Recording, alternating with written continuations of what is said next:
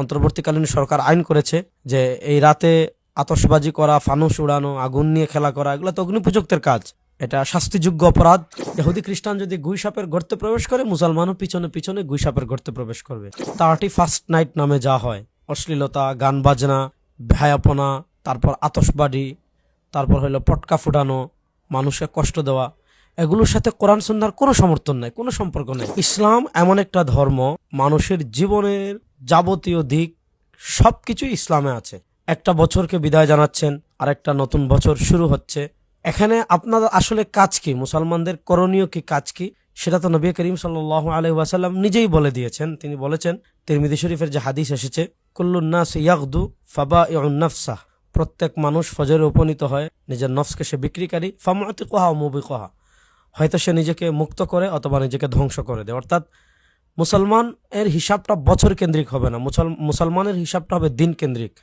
অর্থাৎ আজকে যে আমি ফজরে উপনীত হয়েছি, আমার আজকেটা যেন ভালো হয়, আমার আজকেটা যেন আল্লাহর পথে চলে, আল্লাহ যেভাবে চলার কথা বলেছেন সেই পথে চলে, আমার জীবনটা এইভাবেই পরিচালিত হবে। অর্থাৎ আমি সবসময় চেষ্টা করব আমার আজ যেন গতকাল থেকে ভালো হয়।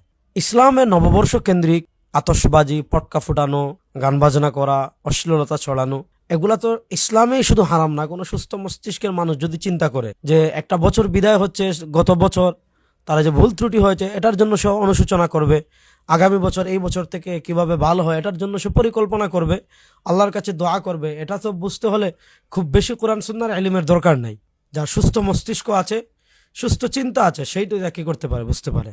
কিন্তু আমরা অত্যন্ত দুঃখজনকভাবে দেখি, বর্ষবরণ নামে, 31st নাইট নামে বর্তমানে আমাদের যুবকরা যা করে, আমাদের দেশে যা হয়, এগুলা শুধু ইসলাম সমর্থন করে না, ব্যাপারটা এমন না। একজন সুস্থ মস্তিষ্কের মানুষ এগুলা সমর্থন করতে পারে না। রাসূলুল্লাহ সাল্লাল্লাহু আলাইহি ওয়াসাল্লাম এক হাদিসে বলেছেন, লা তাত্তাবিউন্না সানানা মান কানা ক্বাবলাকুম শিবরান বিশিবরিন ওয়া যিরাআন বিযিরা হাত্তা লাউ সালাকু ফি জুহরি যাব্বিন লাসালাকতুমু। এই উম্মাহ এমন একটা সময় যাবে, মুসলমান প্রত্যেকটা কদমে কদমে ইহুদি খ্রিস্টানের এত বেশি ফলো করবে, এত বেশি অনুসরণ করবে। ইহুদি খ্রিস্টান যদি গুইসাপের গর্তে প্রবেশ করে, মুসলমানও পিছনে পিছনে গুইসাপের গর্তে প্রবেশ করবে।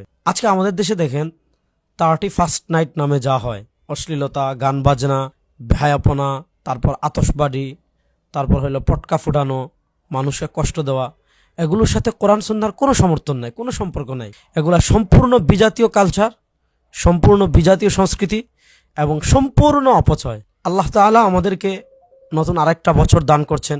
আল্লাহ তাআলা আমাদেরকে নতুন আরেকটা বছরে পদার্পণ করার তৌফিক দিচ্ছেন।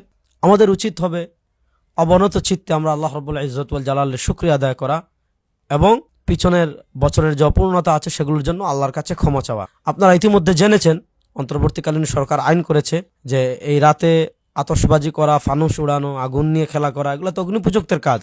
এটা শাস্তিযোগ্য অপরাধ। নতুন বাংলাদেশে, পরিবর্তিত বাংলাদেশে 2024 বাংলাদেশের জন্য অত্যন্ত ঘটনাবহুল একটা বছর। এই বছর আমরা স্বৈরাচারকে পরাজিত করেছি, আধিপত্যবাদকে পরাজিত করেছি, আমাদের 1500-এর অধিক মানুষ জীবন দিয়েছে। এরপর নতুন বাংলাদেশে বিজাতীয়, আমরা ভারতের আধিপত্যবাদকে যেমন পরাজিত করেছি, খ্রিস্টান ইহুদিদের যে সাংস্কৃতিক আগ্রাসন রয়েছে সেটাকেও পরাজিত করা এদেশের 92% মুসলমানদের নৈতিক দায়িত্ব। এজন্য যুবক যারা আছেন তাদের কাছে আমার অনুরোধ থাকবে, আপনারা মহল্লায় মহল্লায় ঐক্যবদ্ধ হন।